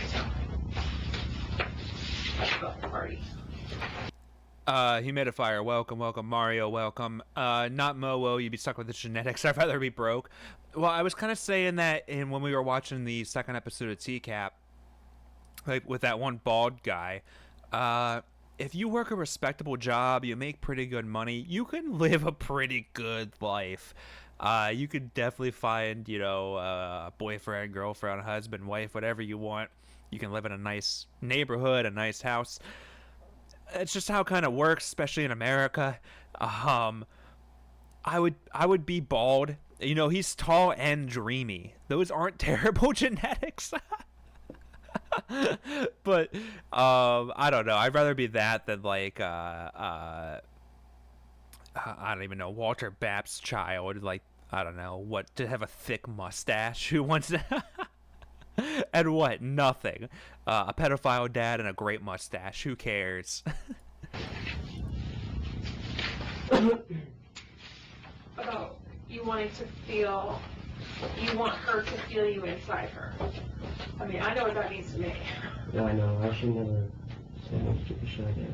And you're talking about wanting to make her come. I know. That was just wrong. What did you think that, like, what is she supposed to read from that? Like, well, I mean, honestly, when I was talking to her, I mean, I was hoping that there was a chance that, you know, that it was just, I don't even know why I said that to her. But you were kind of hoping that it was going to happen. No. No? You were just going to say that? No, I wasn't even planning on having sex with her. No. Okay. I didn't bring condoms, nothing. I brought food. Do you ever have sex without condoms? What's that? Do you ever have sex without condoms? Just my son's mom. So the answer is yes, son. Yeah, my son's mom. But we were together for a while. And there's ways to make girls come without having sex. So you're talking Ash, sorry, I think I missed your comment. Welcome, welcome. Glad you can make it. about wanting to make her come because her ex-boyfriend couldn't. So was that at all part of the plan? No, I didn't have no plans of that tonight. Yeah. Do you think that a girl that you text like this thinks you're gonna have sex, or this is the way you're talking to her before you show up? I mean, we didn't talk about having, when I was going over there tonight, nothing about having sex. When did these messages happen? A couple of days ago, when I first, maybe a couple of days after we started talking. But isn't it true that today's the first opportunity that she had to be alone? I don't know. She told me that her mom went away. I mean, I don't know. So, I mean, if her mom wasn't away. But I mean, I don't know if she had prior opportunities, to be alone. I didn't really ask her. No? No. Do you think she would have invited you over to hang out and watch the football game if her mom was home? No. Right, why? I mean, I don't, because a guy, A guy, and what else? And she's there with her mom, and well, I mean, my age too. I would say that would be the biggest factor. Mm-hmm. How old are you? 40. 40.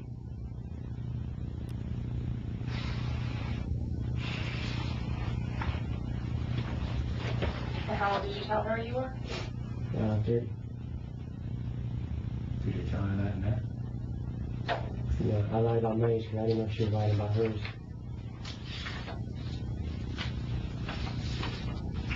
Well, usually, I don't know. I mean, maybe I've come from a different generation. And usually when people lie about their age, they usually say they're older than they are, right? Yeah, you just... Not usually, people don't usually say they're younger than they are, do they? Except for a man who's 40 and wants to have sex with a girl, I'd say he's younger. People always lie and say they're younger than they are? I don't know. Yeah, I mean, you definitely talked about her age. So there was no disputing that she was clearly explaining to you that she was not yet 14, she was 13. Mm-hmm. So you knew you were going to a 13-year-old's house where her mom was not home, right? Mm-hmm. And you know you had engaged in conversation with her by text, talking about what you wanted to do to her sexually. But I wasn't even going to do it though. But even just the talk. Don't we to believe you weren't going to do it? I wasn't. Who convinced us?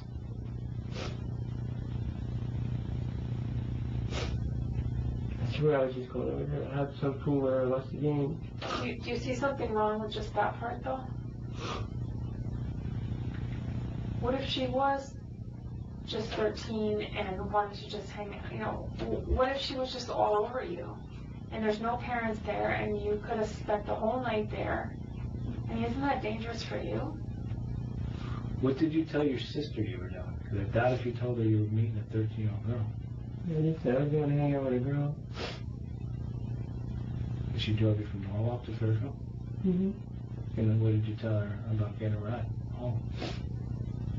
I thought I was going to call her and have me pick me up. How old's your sister? That sister's probably just so happy to get John out of the fucking house. I don't know if they live. I kind of miss some of it. I don't know if we knew the background, if they were all living together or not. But clearly his sister at least was in driving range to pick him up and then drive him an hour or more to his date's house. That sister was probably just sick of John, just wanted him to find a nice girl, get the fuck away. I don't blame her. She seems nice, but I feel like it was more of I'm saying so much. I feel like it was just an excuse for her to breathe for 5 goddamn minutes, have the house to herself, not have to listen to like Eminem's fucking Marshall Mathers LP at full blast, because you know John Dupee's just blasting music, Johnny Connecticut's just blasting shitty ICP music in the fucking basement 24 hours a day, hitting the fucking meth pipe. And his sister, I don't know why, I don't know anything about the sister or brother, they might be pieces of shit too, but I just imagine they're like college educated, just like great people who are just trying to help their piece of shit brother. And you know, she's letting him crash on his couch or something, and she's just so annoyed, but she's a good person. She's letting John crash there, and anytime John has like, can you just drop me off, I gotta be chilling or whatever John says, she just is like happy to oblige and just drop him off just to get him out of the house for like 2 hours. She's good to you like that? She'll go back home to normal and come back to Fairfield and pick you up? Yeah, she doesn't. I mean, we're close. What would you do if you came home after you told your son you were going out for 20 minutes, and you came home and there was a 30-year-old guy sitting next to your son who's 10, not too much younger than this girl? Huh? What does that say to you? Anything? I don't understand.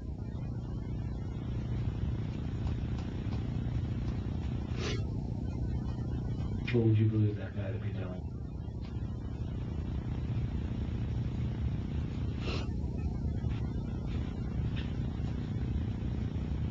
You ever done this before? No, sir.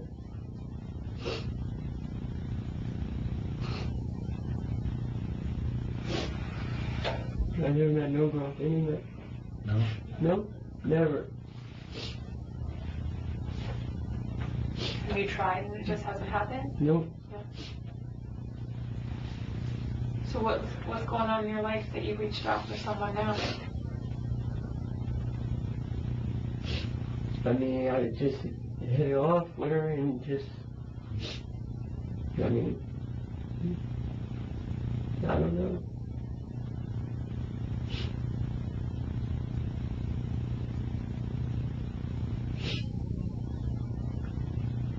Is this a Laura, I want that shirt too. Somebody sent the link to like the company that made this shirt's website, and I tried to find it, but I'm guessing, you know, this was, you know, 10 plus years ago, so maybe they just got rid of it. But I'm sure this didn't help.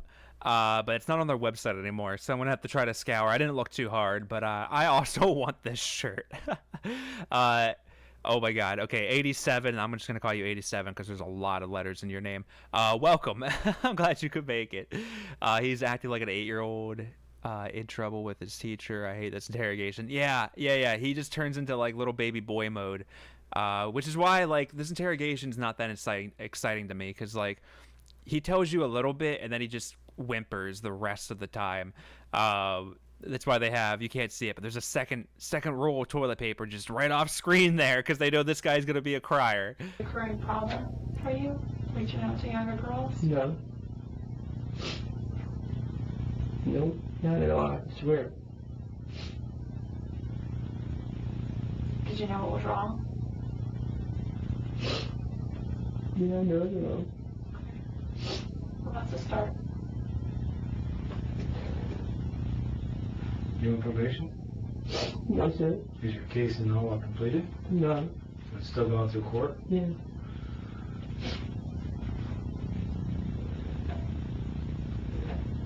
Is your son with his mom tonight?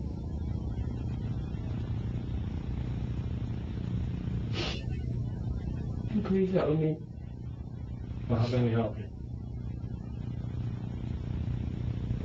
Tell us how we can help you.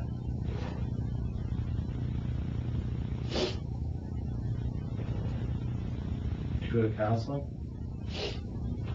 I go to Connecticut counseling. For drugs? Yeah. Addiction? No, I don't know that, but I mean for anything else. You talk about anything else? No, sir.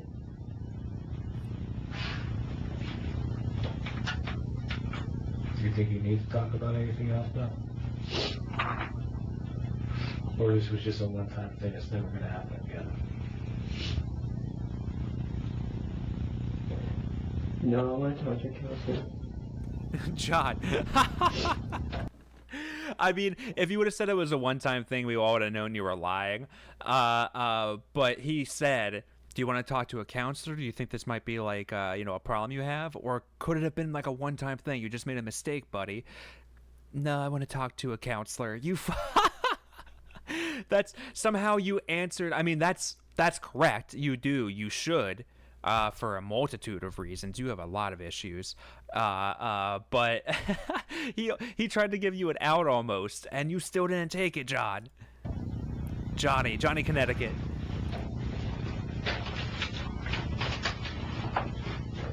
I know I'm never talking to him. No more.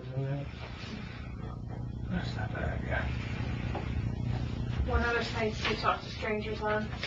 Whisper and what else? That's it. Really? My friends on Facebook. You talk to strangers though? On Facebook? Yeah. No. Did you accept people that you don't know? No. What's your Facebook name? My name's John Dupee. I don't really, Facebook's all gossip. I go once in a while to talk to my little boy, that's it.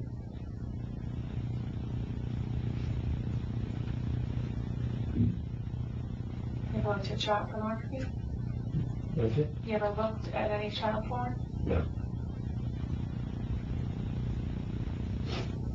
She's staring at him. Look at that. Just staring.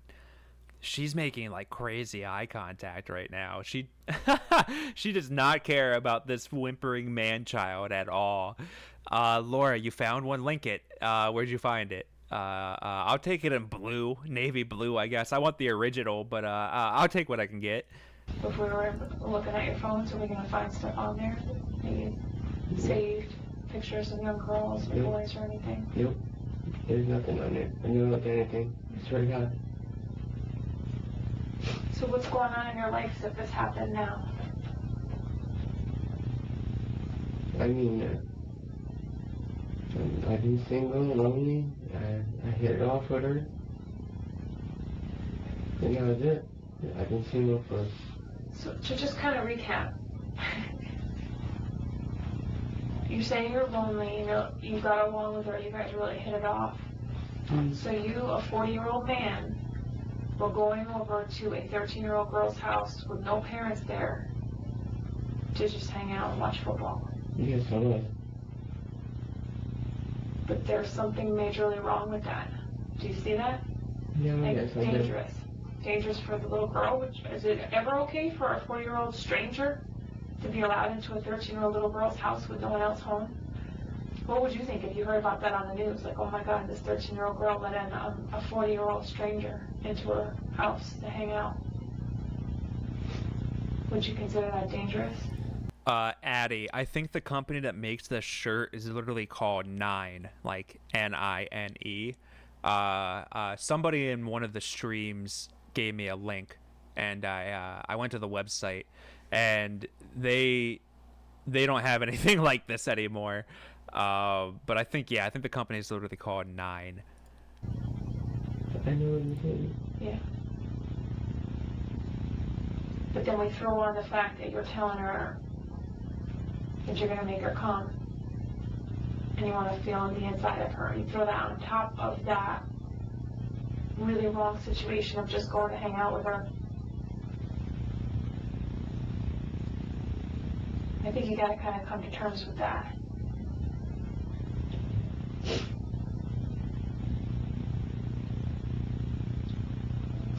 And kind of admit that you would have had sex with her if she was into it. No, I wasn't. I wouldn't I have. don't think you were going to like hold her down and rape her, and I don't think anyone believes that. But I think if she was a 13-year-old that was into you, you would have been okay with that. No, I wouldn't have had sex with her. I wouldn't have. What would have stopped you if she was all over you? I would have just told her I can't do it. What would you have done? I would just said I can't do it, and just talk.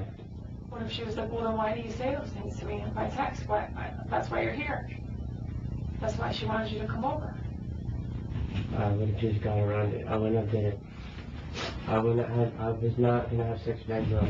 See, this took place before like sports gambling was like the norm, like before everybody had sports gambling on their phone. Not that John Dupee, whatever his fucking stupid name is, had a phone. He would have had to ask the decoy what her Wi-Fi password was, so he could get into BetMGM or whatever fucking sports gambling app he has. And he could have had an excuse like, my sister already dropped me off. I decided it was a bad idea, but I was riding the money line. I needed Justin Tucker to hit 3 field goals and Big Ben to throw 2 touchdowns, and I would have made $500 for the day. You know how much money that is for me? But he was just too early. I wasn't. You had no way out of there. You had no car you could drive away with. You're planning on spending the night, right? No, I was going to get picked back up. You told Chris Hansen you were going to spend the night. No, I was going to get picked back up. Tonight? Yeah. Well, downstairs, what was they said your sister will be call your sister if she comes and gets you? Yeah, she was going to come get me. Back tonight? Mm-hmm. Her and my brother, we were there and come get me. That's if you didn't stay over, because you said in the house that you were hoping to stay over. That's what you said. Or did you guys communicate that? You and Bailey, did you guys talk about you spending the night? No. No? That doesn't make that big a difference, but... Listen, there's no plausible explanation for a 40-year-old man to wait and to be in a house with a 13-year-old girl when there's no parents home. There's only one reason for a guy to do it, and that's for sex. So you can say whatever the hell you want to say, but you're lying. You're lying to yourself. You don't lie to us. We know why you were there. You're lying to yourself. Admit it to yourself, and let's get on with it. Because there's no other reason for you to be there. I wasn't going to... You're going to have... No? You could sit and watch a football game with your son.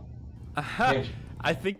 Is this the same detective that was yelling at Sokol? Who was like, that's fucked up. You're fucked up. That guy rolled. I think that is, because he definitely plays bad cop. Like, she was getting pretty stern. She has not taken eye contact. I know the quality's not great, but it doesn't look like she's blinked once. But this dude is just like, you're a loser. All right? I hope you die. Now tell me why you tried to rape that girl. I love this other cop. I wish I could get a good look at him. Can't you? Not tonight, no. Any other night? Only on Sundays. Okay, so on Sunday you could sit around and watch a football game with your son and bring him a chocolate bar and all the other stuff that you brought over there, couldn't you? Mm-hmm. Couldn't you? You could, absolutely. But no, you chose to come to Fairfield from Norwalk on a rainy Thursday night to sit down with a 13-year-old girl whose parents were home to do what? To do what? Be honest. To do what? No. To do what? To chill and watch the To football do game what? with her. No, not to chill and watch the ball game with her. To eventually have sex with her. I wasn't You were hugging her within the first minute you're in the house. You're trying to hug her. You're pushing yourself on her right in front of us. She didn't want to hug you. She didn't do anything to indicate she wanted a hug from you. You went at her. Do you even realize that? All I think we should ask her for a hug. Right, but you're getting physical, and you're trying to tell us, no, I wasn't going to do anything. I just want to hang out and watch the football game. But you were getting physical with her in the first 60 seconds you were in the house. No, just saying like hello, like a hello She's hug. a little baby. She's a 13-year-old little girl. Who does that? And talks about sex with her like that. After even seeing a picture of her. She's a little girl. Do you see that in the pictures? Do you see she's a little girl? Look. Does that look like a football buddy? I have football buddies, but they're usually guys that are at the bar. They're just going after him now. It was a slow build up, and now it's like chess, you know? You play a little slow, you build up your defenses, you see how the other guy's playing a little bit, and then at the end you just strike, and it's just move after move after move, and then checkmate. Hardcore poetry, welcome. And yeah, they're really sticking on the hug thing. You know, a hug's a hug. It's whatever. It could definitely, when you do it like John Dupee, when you look like John Dupee, it's weird. You're weird. It's a weird thing.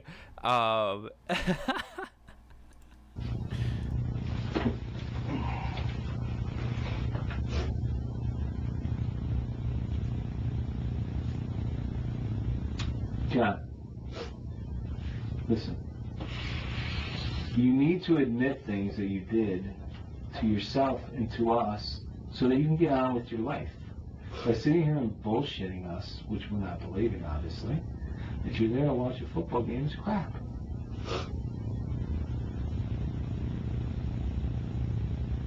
So if you want any chance of making a phone call and getting out of here tonight, tell us why you were really there, and then we'll get on with it. I told you, I wasn't going to have sex with her.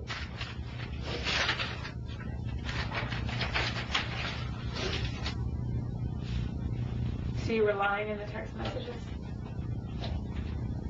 What? Were you lying to her in the text messages then? I didn't plan on doing anything with her. Why did you? So I got a response from Wes. We asked if you could have one predator. I believe it was Boob. Yeah. Which predator would you want to be your dad if you had to choose? Wes went unconventional. He did not pick a To Catch a Predator or even Hanson Predator. He picked Chuck Berry. Which, you know what, invented, well, I don't know, he didn't really invent rock and roll, but a pioneer of rock and roll, I'll give it to him, Chuck Berry. That's Wes's answer. You text her those things. You know what I think? I think he's inadequate. He couldn't have sex with her. And he didn't want to have sex with a 13-year-old because he couldn't have sex with a 13-year-old because she's afraid that she would probably show him what to do. And that wouldn't make him feel very well about himself. Probably make him feel worse. Is that the deal?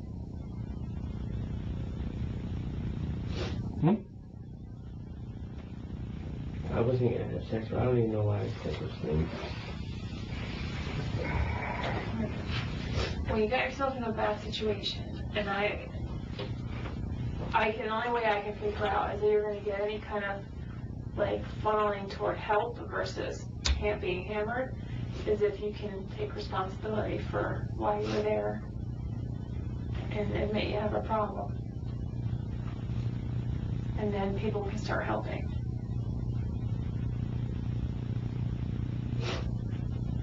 Because you say all these things by text behind the computer screen, where you put your body right there, and then now you say, oh no, I wasn't really going to do that, I just want to hang out. Do I have a body? You probably have a bond. You have criminal history too, right? Yes, criminal history. Yeah, you got a pending case. How were you out on your other case? I can't really get a PTA. How were you out on your other case? Are you out on a PTA or a bond? A real estate bond. Well, either way, what is part of the condition of your bond? What is the condition of bond? Human ham cube. Yeah, Chuck Berry. I actually, when I was like 12, I play guitar. I'm not gonna dwell on it. When I was like learning, Chuck Berry was one of the first like CDs that I ever bought, like with my own money. I actually really like Chuck Berry, but yeah, the more you learn about him, a little bit of a freak, if you would. Wes did offer an explanation why he picked Chuck Berry. I chose to omit that. But we're almost through. I don't know if I'm going to make it quite to 4:45, but we'll get pretty close to his stream, and then I should still auto-direct. It might be a little bit early, but everybody can just hit like notifications or just hang out if you got some time. But yeah, we'll power through the rest of this. But you don't get arrested. Right? When you're out on bond, you sign a form that says, I will not get in trouble, I will not get arrested, correct? I've never been in trouble before besides that, so I don't But know. that's not the question. When you sign a bond to get out, you're signing that you will not get in trouble while you're out on bond. Yet here you are, getting arrested. So how can we let you out on a PTA when the bond says you shouldn't commit a crime? Plus, like Beth said, you want help, there's one avenue. You don't. You can't help people that don't want to help. So that's what we've been trying to tell you.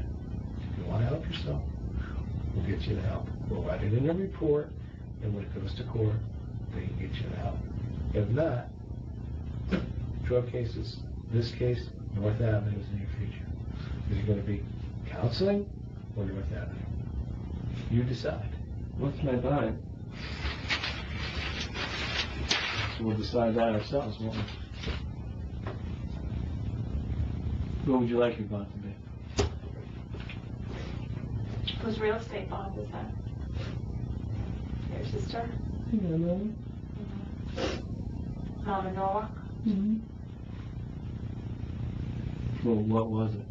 How much? 140,000. For marijuana charge? No, that was sales. Because Is there anything else you want to tell us? Anything else?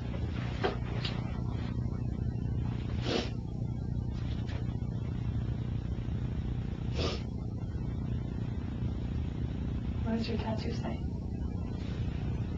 Everything happens for a reason. And then they start to get, we're gonna play some nice cop again here real quick. Kate, welcome. We're getting towards the end of the stream here, but we're powering through. Yeah, dude, he's been through the system before. He's asking bond because he's already had to deal with it before.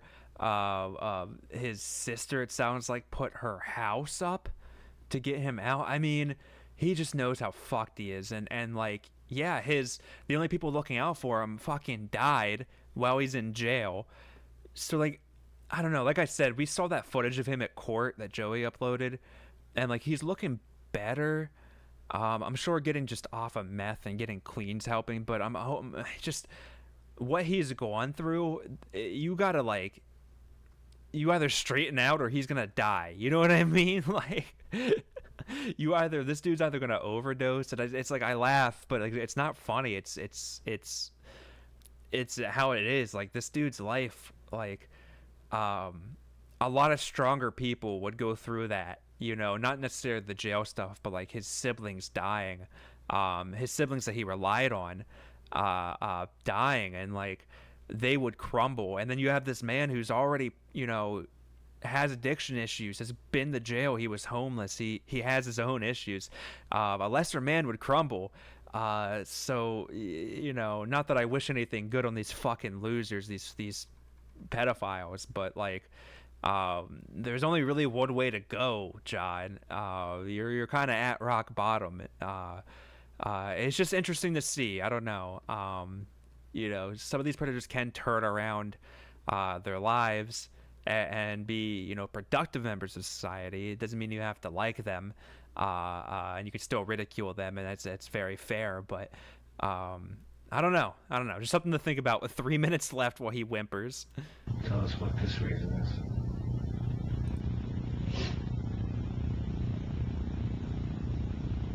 I swear to you, bro, I'm not that guy. But you haven't convinced us that you're not. Until you say something to convince us. That's all we have to go on. You said all those things, and we came to your door and knocked on your door and said, you're a bad guy because of the way you were talking to this girl. You saying I would never have done anything with her, I never would have done anything, I said, that's more believable because we're at your house. You never took the actual moves of coming to the 13-year-old. But you made a plan and you executed it to come to see this girl knowing she was alone, knowing her age, knowing what she looked like, and knowing you discussed having sex with her and teaching her.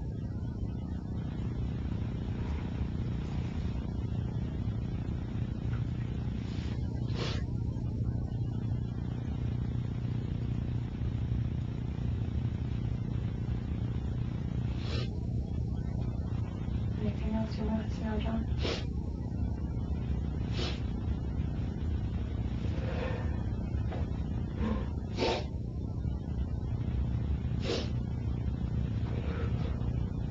Just please help me so I can get out of here.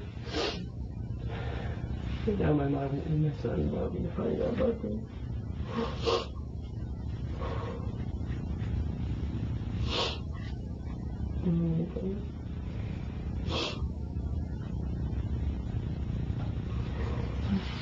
Stand up.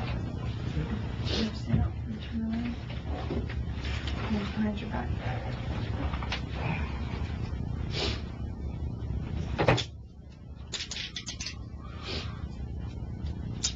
My again. All right, yeah, that's pretty much it. I mean, we don't get much more. Yeah, they leave the room. That's the end of that. I don't really have anything else. I thought I would ramble more, to be honest. Asbury Brad, welcome. You made it to the very end. Saying my ding-a-ling. Yes, you did.